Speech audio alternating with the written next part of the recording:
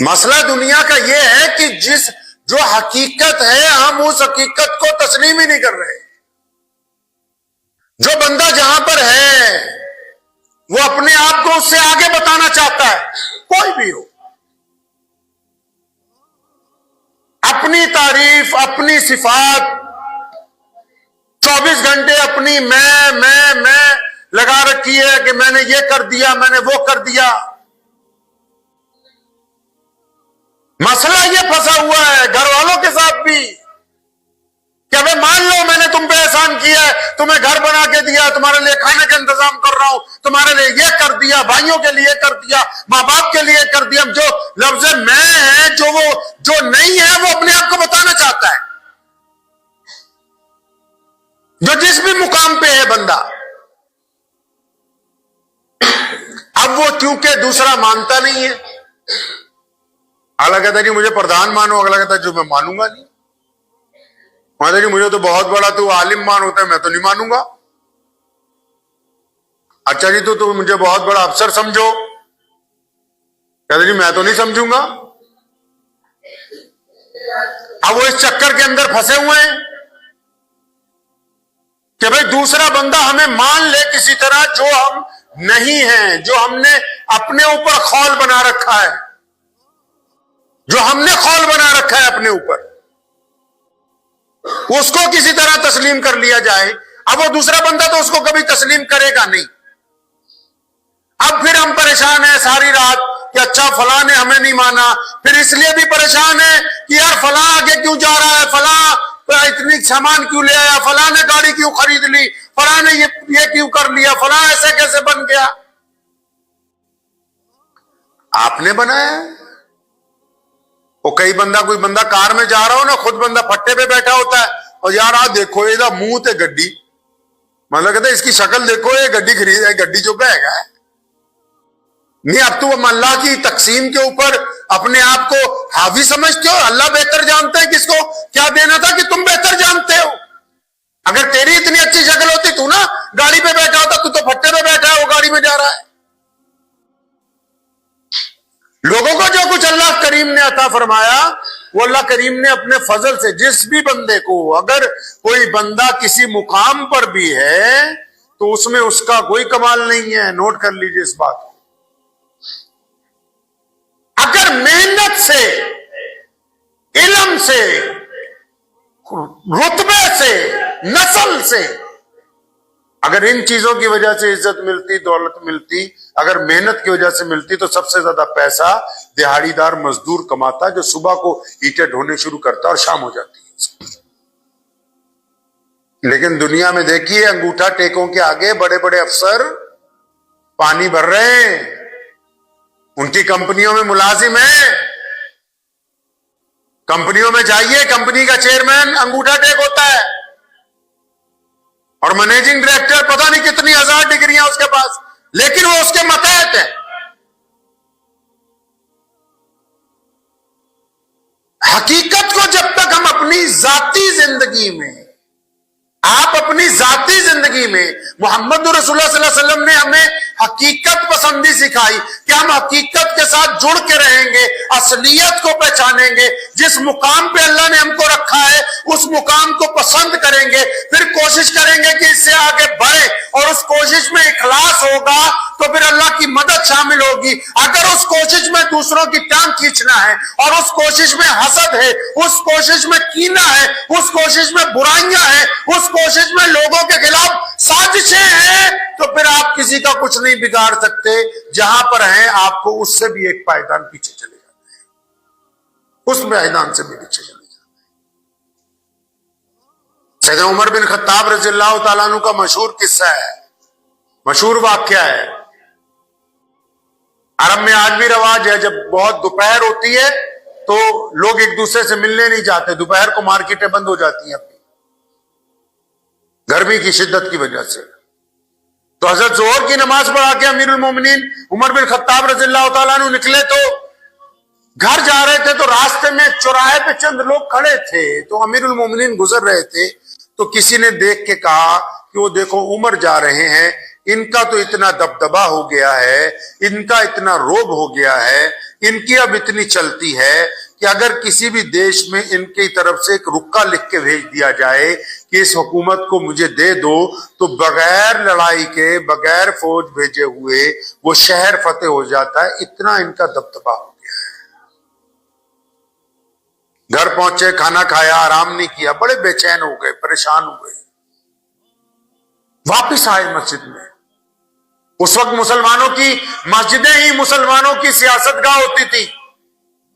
یہ تو آج کا کمبخت پردھان بتاتا ہے کہ مسجد میں بیٹھ کے بات نہ کرنا کہ کس کے حق میں جائیں گے سیاست میں، کس کے حق میں نہیں جائیں گے.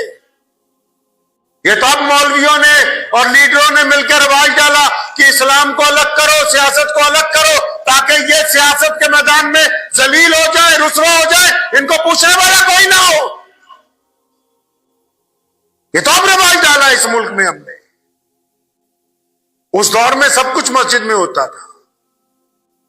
نماز بھی مسجد میں، حکومت بھی مسجد میں، سیاست بھی مسجد میں، این جی او بھی مسجد میں، خیراتی ادارہ بھی مسجد میں، یتیموں کی کفالت بھی مسجد میں، تعلیم بھی مسجد میں، مسکینوں کی مدد بھی مسجد میں، لوگوں کے نام وظیفے بھی مسجد سے.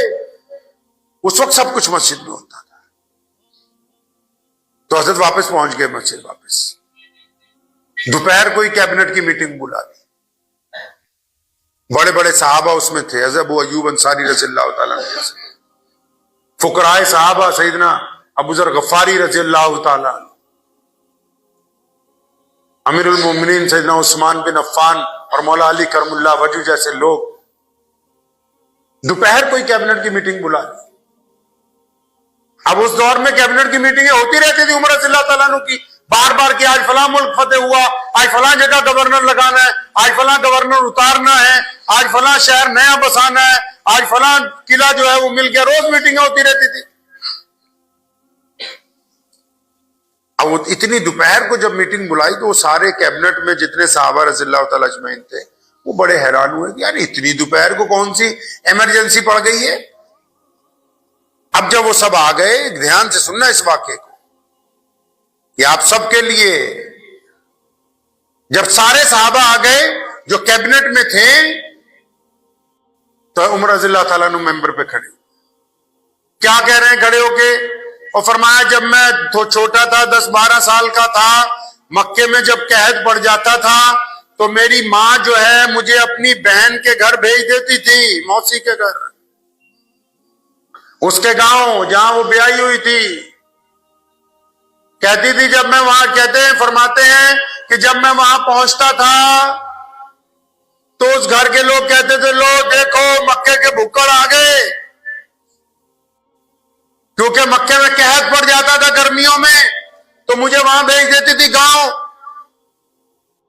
تو فرماتے ہیں کہ میری موسی کا میاں مجھے دیکھ کے کہتا تھا یہ مکے کے بھکڑ آ گئے ہیں، اب یہ یہیں رہے گا 2 مہینے، مفت کی توڑے گا. تو اس نے مجھے اپنے اونٹ پکڑا دینے سارے 20-25 اور مجھے صبح کو بھیجنا جنگل میں کہ ان اونٹوں کو چراؤ. فرمایا میں شام کو آتا تھا تو مجھے 1 مٹھی کھجوروں کی یا کبھی 1 مٹھی کشمش کی جو ہے وہ دیا کرتا تھا. تو صحابہ نے کہا امیر المومنین یہ جو آپ قصہ سنا رہے ہیں نا یہ تو ہمیں پتہ ہی ہے، ہم بھی وہیں رہتے تھے مکے میں، ہمیں پتہ ہے کہ کیا ہوتا تھا تمہارے ساتھ. اور فرمایا نہیں یار تمہیں پوری بات نہیں پتا. میرے ابا نے ایک دن مجھے کہا کہ عمر یہ اونٹ ذرا لائن میں لگاؤ، کوئی بیپاری آنے والا ہے. تو 5-7 اونٹ تھے. فرماتے میں نے ایک اونٹ کو لائن میں کھڑا کیا، پھر دوسرے کو کھڑا کیا، جب تیسرے کو کھڑا کیا تو پہلے والا اپنی جگہ سے بھاگ گیا. فرمایا میں نے پہلے والے کو پکڑ کے کھڑا کیا، جب چوتھے کو لگایا تو تیسرا نکل گیا بیچ میں سے، پھر تیسرے کو لگا کے 5ویں کو پکڑا، دوسرا بھاگ گیا. تو فرمایا میرے ابا مجھے دیکھ رہے تھے بہت دیر سے، جب میں 5 اونٹ لائن میں نہیں نہ لگا سکا تو وہ آئے میری گردن پہ چپت ماری اور فرمایا تجھے اتنی تمیز نہیں کہ 5 اونٹ طرح سے لائن میں نہیں لگ رہے. साहबा ने कहा है अमीरुल मोमिनीन हमें ये भी बात पता है, आपका मतलब क्या है? तो सैयदना उमर रज़ियल्लाहु तआला अन्हु रोने लगे। फरमाया मैं गुजर रहा था ना, लोगों ने कहा उमर का बड़ा दबदबा है, उमर का बड़ा रोब है, तो मैं तुम्हें इसलिए दोपहर को बुलाया कि तुम्हारे सामने अपनी औकात याद कर सको कि जब हम मुसलमान नहीं थे, जब तक रसूलुल्लाह नहीं आए थे, जब तक हमारे पास ईमान नहीं था, तो उमर से तो 5 ऊंट लाइन में नहीं लगते थे। आज 22 लाख मुरब्बा मील के ऊपर उमर हुक्मरानी कर।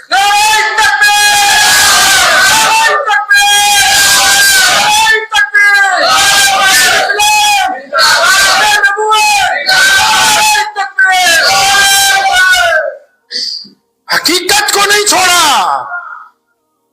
एक दिन जुमा पढ़ाने के लिए पहुंचे, कुछ देर हो गई, दरवाजे पे सैयदना अबू ज़र गफ्फारी रज़ियल्लाहु तआला अन्हु थे, बड़े जलीलुल कदर साहबी, फुकराए सहाबा में से हैं, हजारों लाखों रुपए भी जब किसी ने दिया 1 घंटे में लौटा दिए, 1 घंटे में बांट दिया करते थे, खुद फाके से जिंदगी गुजारी।